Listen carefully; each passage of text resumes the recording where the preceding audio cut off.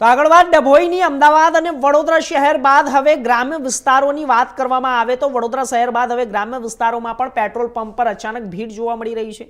ડભોઈ શહેર તેમજ આસપાસના વિસ્તારોના વિવિધ પેટ્રોલ પંપ પર લોકો મોટી સંખ્યામાં ઉમટી પડતા લાંબી લાઈનો લાગી ગઈ હતી। ઘણા સ્થળોએ લોકો પેટ્રોલ ભરાવવા માટે 1 કલાકથી વધુ સમય સુધી લાઈનમાં ઊભા રહેતા જોવા મળ્યા। સોશિયલ મીડિયા પર ફેલાયેલી અફવાઓને કારણે લોકોમાં ભયનો માહોલ સર્જાયો, જ્યારે જેના કારણે લોકો જરૂરિયાત કરતાં વધુ પેટ્રોલ ભરાવતા દોડતા થયા।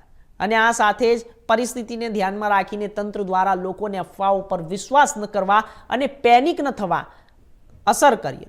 અને જ્યારે આ સાથે અપીલ કરીને સરકાર દ્વારા પણ પૂરતા પ્રમાણમાં પેટ્રોલ ઉપલબ્ધ છે અને કોઈ પણ પ્રકારની તંગી નથી તેમ સૂચના આપવામાં આવી। અને આ સાથે જ જ્યારે પ્રશાસનનું અને તે લોકોને જરૂરિયાત મુજબ પેટ્રોલ ભરાવવાની અપીલ કરવામાં આવી, જેથી અનાવશ્યક અને ભીડને અફરાતફરી ટળી।